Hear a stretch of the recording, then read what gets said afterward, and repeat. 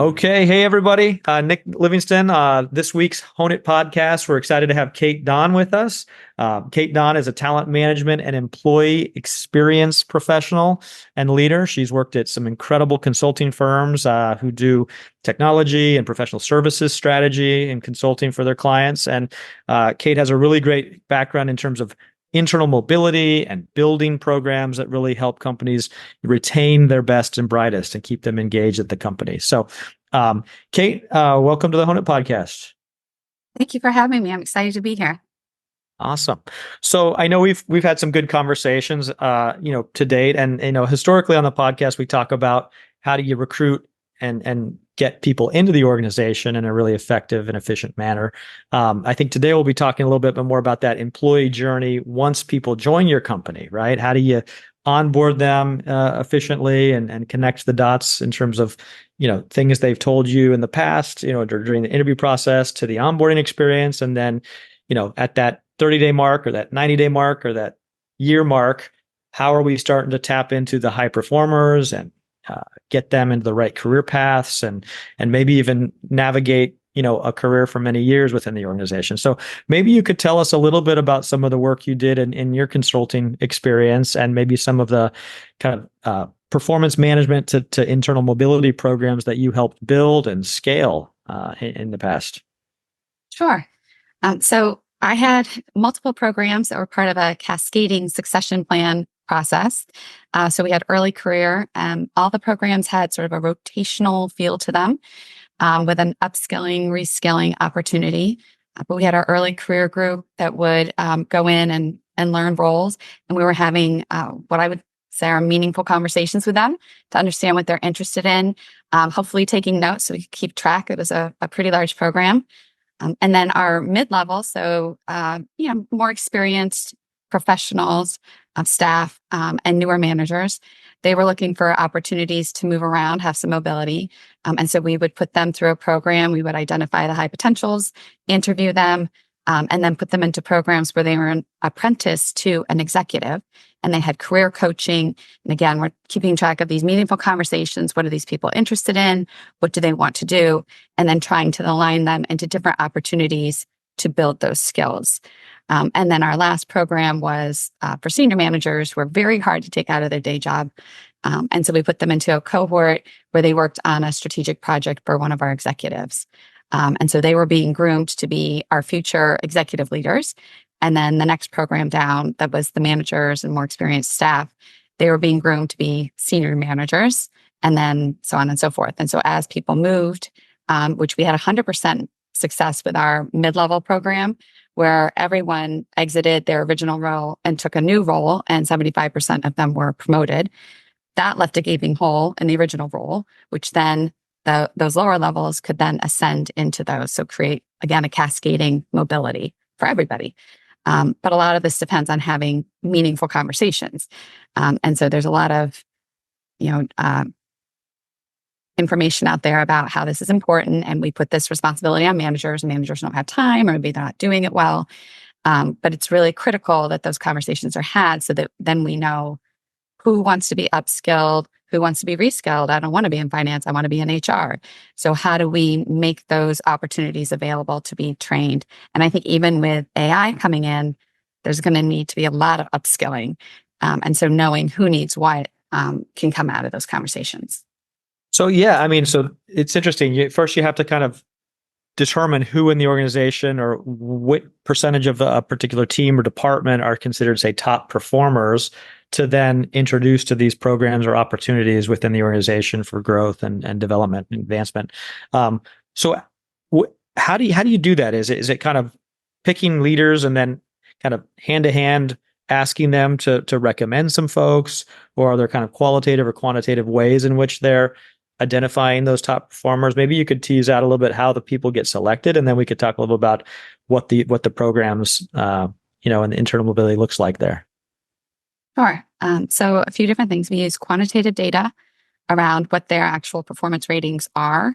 So who is trending in the higher percentiles.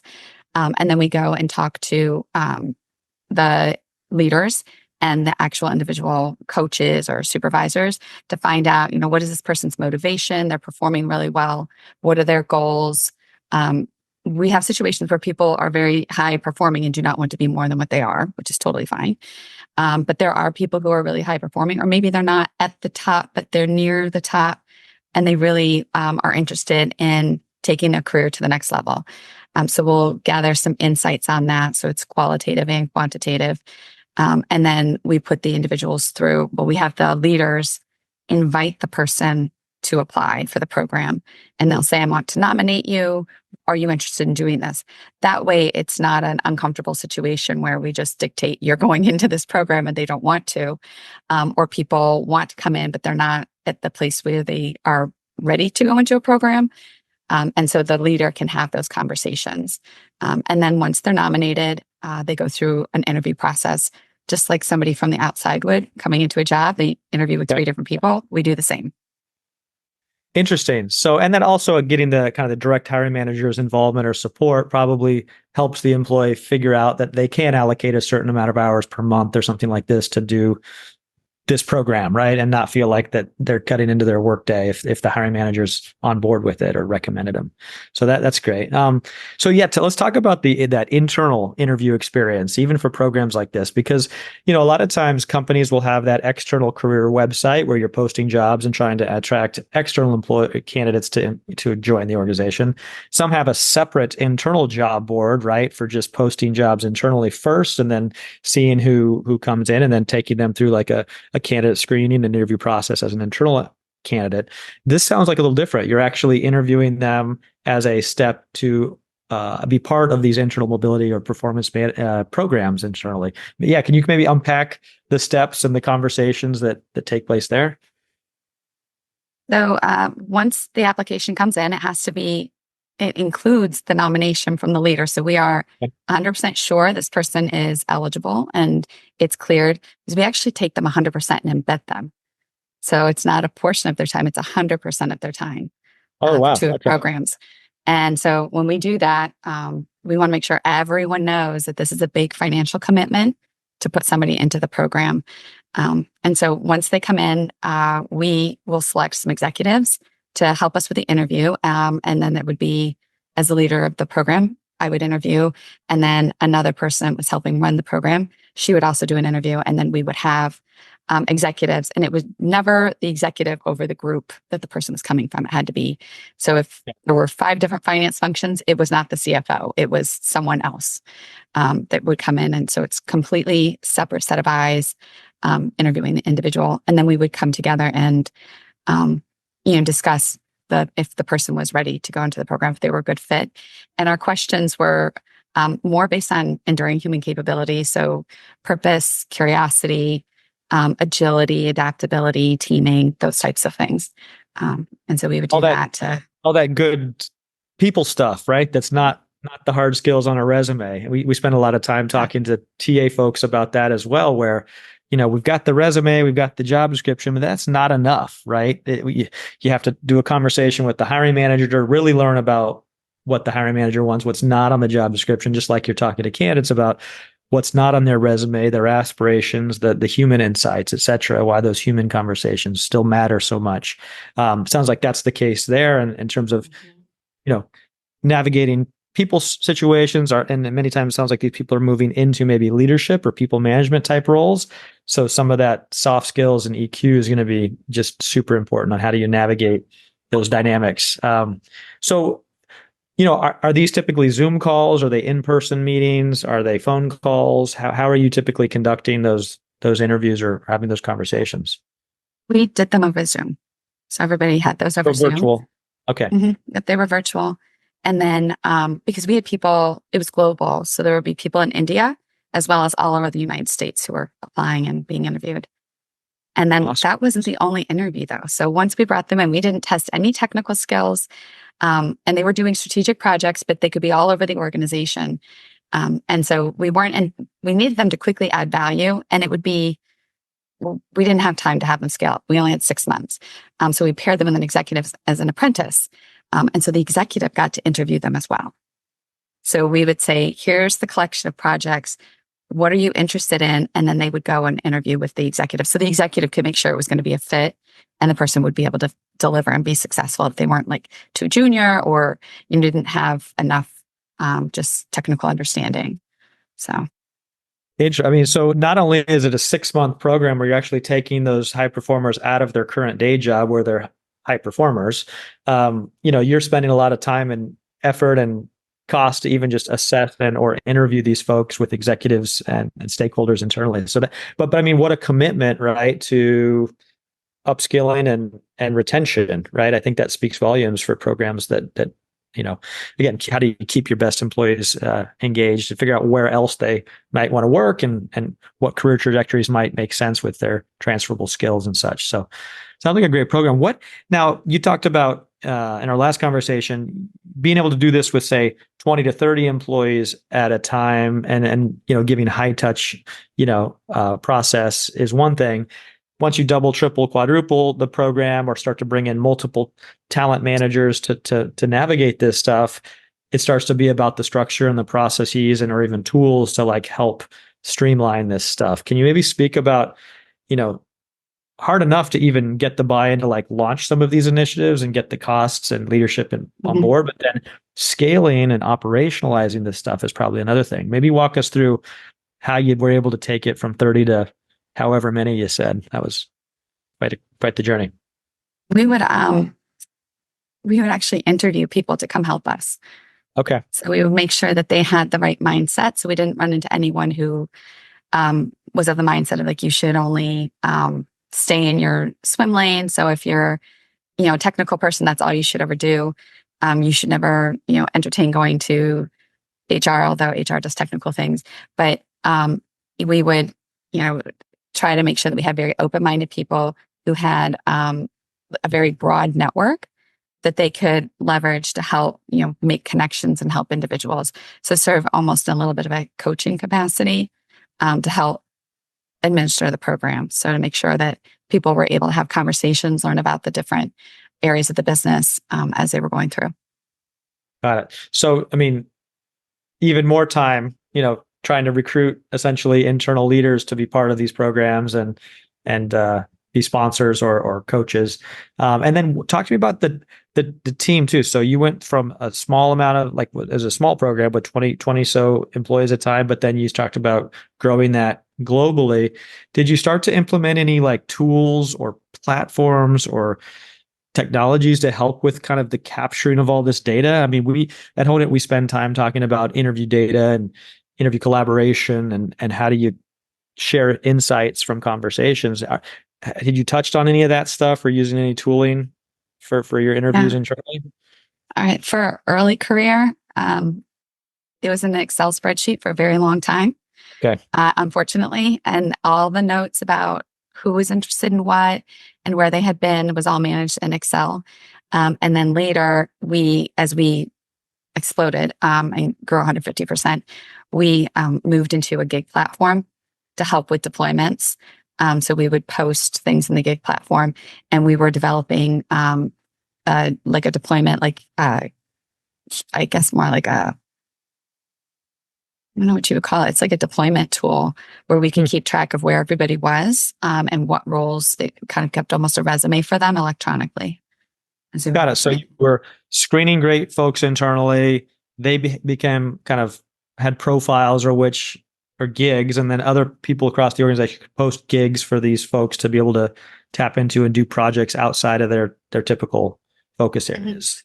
Yes. So win-win. The business leaders around the company get access to some additional support, and then these folks get a chance to try new projects or programs that they haven't had access to in their existing role. So that's definitely kind of that win-win efficient marketplace within an organization. So makes a lot of sense. Maybe we could talk a little bit about your search. So I know you're kind of now in between roles and looking for new opportunities, and you're starting to see the job search process, the screening process, the interview process through a very new lens. I mean, you've had a great track and have been with organizations for quite a while.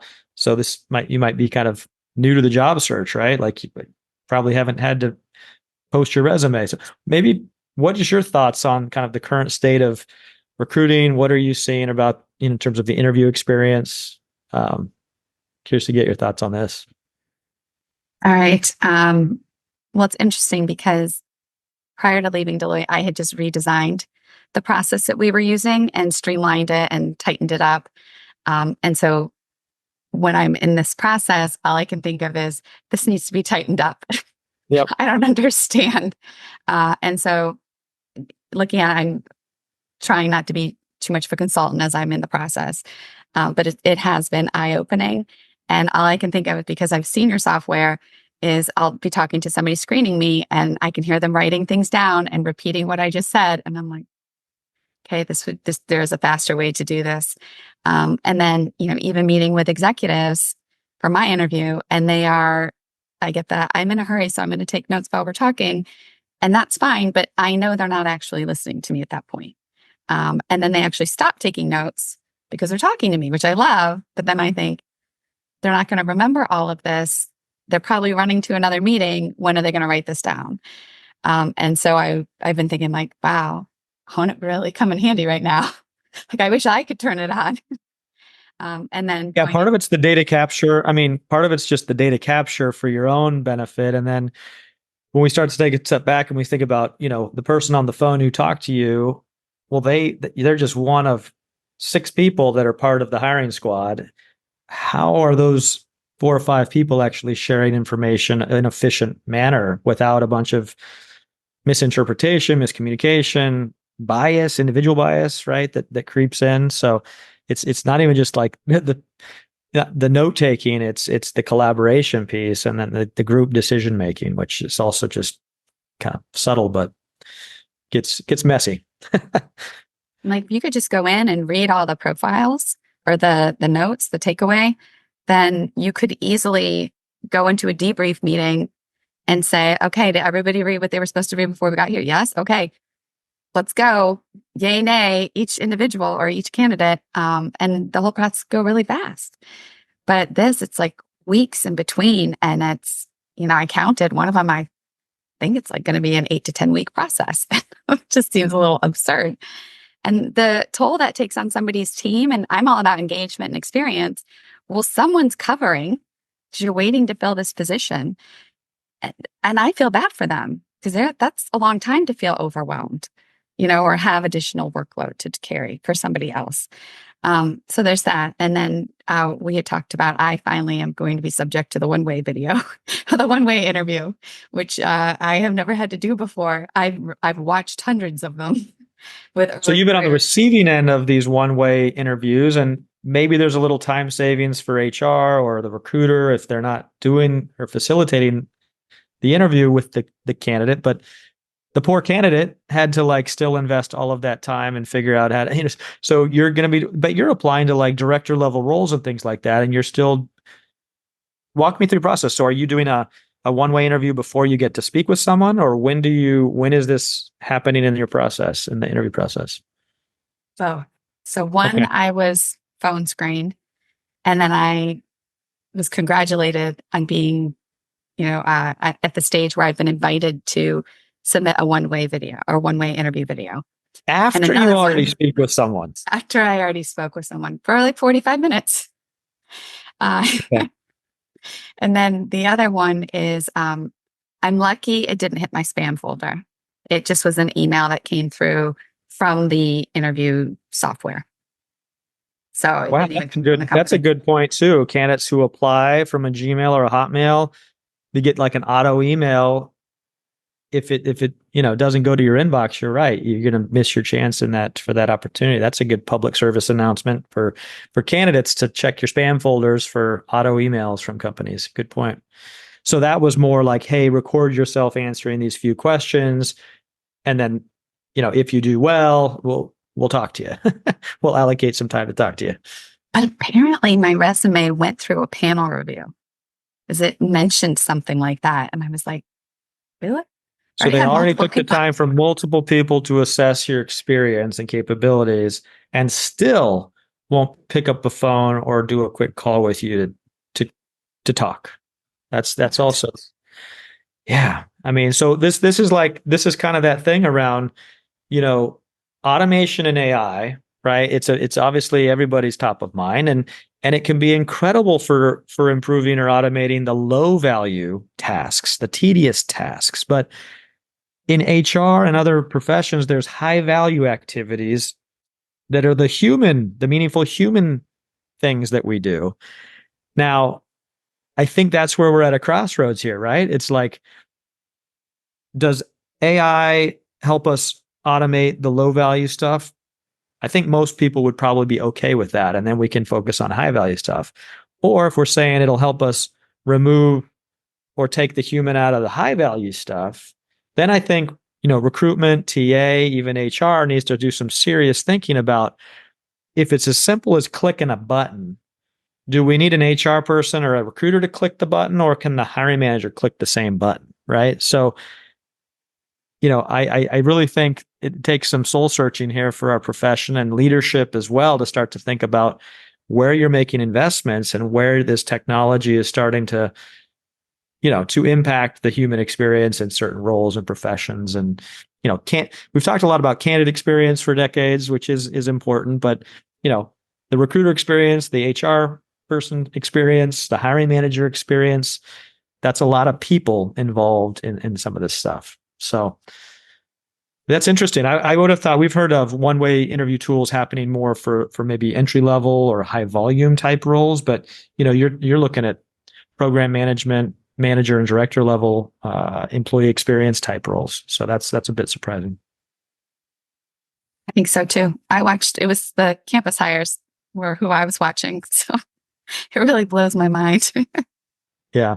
But Well, it's okay. interesting. Well, I think you've got incredible experience. I'm really excited just to see where you land, and I think the next company is gonna have a great employee, and hopefully they'll put you through a wonderful onboarding and performance management and internal mobility experience for you to grow within the organization, just like you're helping other employees do it. So, well, Kate, thank you so much for joining the Honeit podcast today. Really interesting to hear a bit more about what happens after the hire and in terms of getting top performers, figure out who they are, and then getting them into a motion and an investment from leadership to get folks into other roles, other teams or departments. Because some folks do like what they're doing at the moment and want to stay there. Other folks want to move into people management. Other people want to move into other departments or leverage skills in new ways. So that's fun to hear more about how that works in big consulting firms. Thanks, Kate. Everybody, this is the Honeit podcast. We'll see you next week. Take care. Thank you. Bye.